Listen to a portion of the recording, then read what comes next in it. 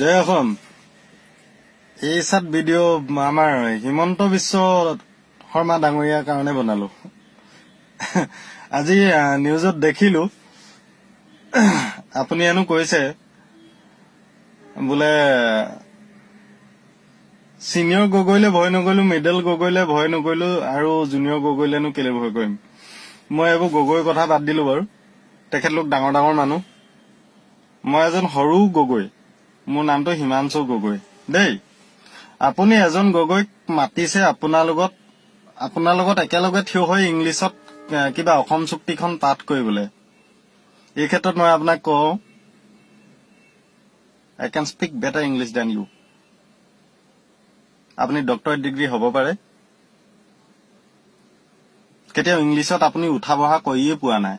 14 বছৰ দিন চাকৰি এয়াৰফৰ্চত কৰি আহিছো, আৰু ৰাতিপুৱাৰ পৰা গধূলিলৈকে অকল ইংলিছতে কথা পাতি জীয়াই আহিছো। গম পাইছে নে নাই? এইটোৱে কথা কওঁ, I am having much more control over that language. Okay, so' ছাত্ৰ সংগঠনৰ এজন নেতাক আপুনি মাতি পিনি কিহৰ দম্বালি কৰিছে? লাজ লগা নাই আপোনাৰ? সমুজ্জ্বল ভট্টাচাৰ্যক আপুনি মাতিছে এই খগেশ্বৰ তালুকদাৰৰ শ্বহীদ বেদীৰ সন্মুখত বা ঘৰৰ সন্মুখত আহি পিনি ফটো ৰাখি পিনি শপত খাই কিবা কিছুমান কথা কবলৈ। অসম চুক্তিৰ ওপৰত, অসম চুক্তি ৰূপায়ণৰ মন্ত্ৰী আপুনিয়ে নাছিলে জানো যোৱা 10 বছৰ দিন? আপুনিয়েতো আছিলে কংগ্ৰেছৰ দিনত 2 নম্বৰ মন্ত্ৰী, নে বেলেগ কোনোবা আছিলে? কৰবাৰ পৰা আছিলে নি? তৰুণ গগৈ দেখোন গোটেই একদম আপোনাৰ ওপৰতে গোটেইখিনি দি থৈছিলে, ক্ষমতা দি থৈছিলে। আপুনি আছিলে 2 নম্বৰ CM কংগ্ৰেছত থাকোতে। এতিয়া বিজেপিত থাকোতেও আপুনি 2 নম্বৰ CM। কাইলৈকে বিজেপি বিফল হলে আপুনি আকৌ সৰ্বানন্দ সোণোৱালকে গালি পাৰি থাকিব নেকি যে সৰ্বানন্দ সোণোৱালে নকৰিলে বুলি? আজিৰ তাৰিখত সৰ্বানন্দ সোণোৱালে গম নাপায় কেই লাখ হিন্দু বাংলাদেশীয়ে অসমত চিটিজেনশ্বিপ পাব, এইটো কথা এই সৰ্বানন্দ সোণোৱালে গম নাপায়। আপুনি জানে এই চিটিজেনশ্বিপ এমেণ্ডমেণ্ট এক্টৰ ৰুলছ কেনেকে বনিছে? সৰ্বানন্দ সোণোৱালে গম নাপায়, কিন্তু আপুনি জানে, ৰাইজৰ আগত কৈ থাকে, নিউজত কৈ থাকে। চ' আপুনি মানুহক কি বুৰ্বক বুলি ভাবিছে নেকি? হে, তা অকল আপুনি ডক্টৰেট ডিগ্ৰী আপুনিয়ে ললে বুলি ভাবিছে নেকি? ঠিক আছে বাৰু, মোৰ ডক্টৰেট ডিগ্ৰী নাই, মই ইমান পঢ়া শুনাও নহয়, বাট ষ্টিল মই ক'ব বিচাৰো যে I can speak better English than you. আপোনাৰ মুখত নুফুটিব যিমানখিনি ইংলিছ মই জানো। ঠিক আছে,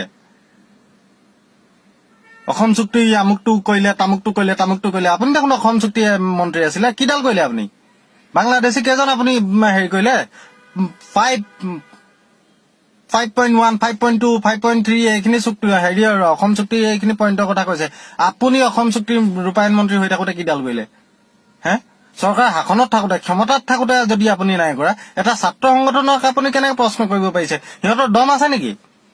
ছাত্ৰ সংগঠনক আপুনি খোলা হাত দি থৈছে নেকি?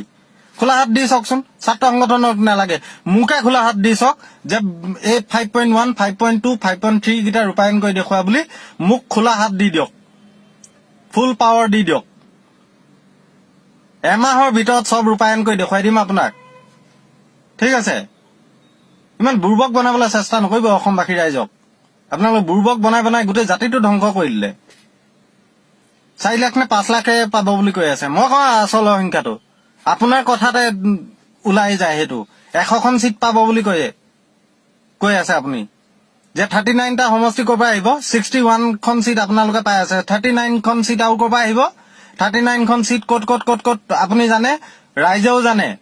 আৰু সেই 39খন চিট ছেভ হবলৈ হলে 5 লাখ হিন্দু বাংলাদেশী নহব, কিন্তু কমচে কম 40 লাখ হিন্দু বাংলাদেশী ভোটাৰ লাগিব, ৰেডিমেড ভোটাৰ লাগিব।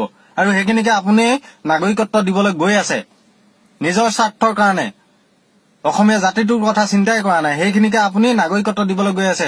অসমীয়া ৰাইজে এইটো বুজা উচিত, আৰু অন্ধ ভক্তবোৰে বুজা উচিত। কমচে কম 40 লাখ হিন্দু বাংলাদেশীয়ে ইয়াত নাগৰিকত্ব পাব, আৰু 40 লাখে যেতিয়া ৰুটি পাব, কাপৰা পাব, মকান পাব, ৰুটি কাপৰা মকান বুলি হিন্দীত এষাৰ কথা আছে, যেতিয়া এইখিনি গোটেইখিনি পাই যাব, চিটিজেনশ্বিপ পাই যাব, তাৰ পাছত বাৰু ঠিক আছে 10 বছৰলৈকে একো মাত নামাতে।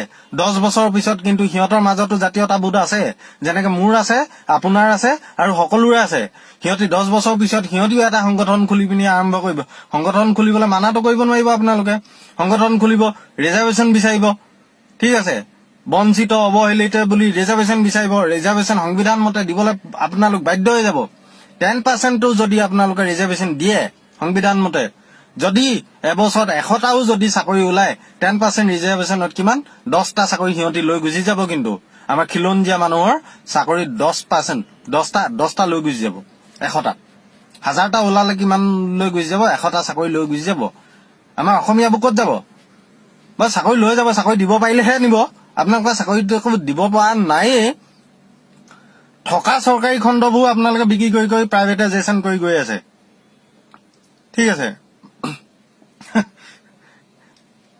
মেলা পাতিছে কিবা পূজা পাতিছে মোৰ লাজ লাগিছে এনেকুৱা নেতাক আমি গোটেই ঘৰৰ পৰা ওলাই গৈ গোটেই কোনোবা ভোট দিবলৈ নোযোৱা মানুহ আছিলে যদিও সিহঁতক তাৰমানে টানি টানি লৈ গৈছিলো বল বিজেপি চৰকাৰ আনিম নতুনকে আনিম পৰিৱৰ্তন হ'ব আপোনালোকে পৰিৱৰ্তন কি আনি দিলে দেখা পাই গলো এইটো কাৰণে আজি সঁচাকৈ অনুভৱ কৰিছো যে আমাৰ পূৰ্বপুৰুষসকলে 70 বছৰৰ ভিতৰত যে আপোনালোকক কেতিয়াও যে চান্স নিদিলে এই ইয়াৰ অৰ্থটো এই কিন্তু এই 5 বছৰ হোৱা নাই অসমত ইমান কেইদিনতে বুজি পাই গল কিন্তু ঠিক আছে নতুন ৰাজনৈতিক দল হওক নহওক কথা নাই কিন্তু 2021ত আপোনালোকক কিন্তু ৰাইজে উফৰাই পঠিয়াব দেই প্ৰভু ইমানেই কলো আৰু বেছি নকওঁ বেছিকে ক'লে জেলত ভৰাই থৈ দিব না মইতো অকলে কৈ আছো মই কিন্তু 100জন মানুহক মই লিড লৈ থকা নাই মই অকলে কৈ আছো কথাবোৰ আৰু মোক ভৰাই থলে গম পাম যে আপোনাৰ ক'ৰবাত লাগিলেগে ঝাটকাটো চ' আশা কৰো ভৰাই থলে মই ভাল পাম একো বেয়া নাপাওঁ কাৰণ 14 বছৰ ফৌজত চাকৰি কৰি আহিছো ইমানখিনিতো দম আছে দে কেইমানো ভৰাই থব পাৰিব আপোনালোকে ভৰাই থলে গম পাম যে আপোনালোকে মোৰ পৰা ভয় খাইছে ধন্যবাদ জয় অসম জয় হিন্দ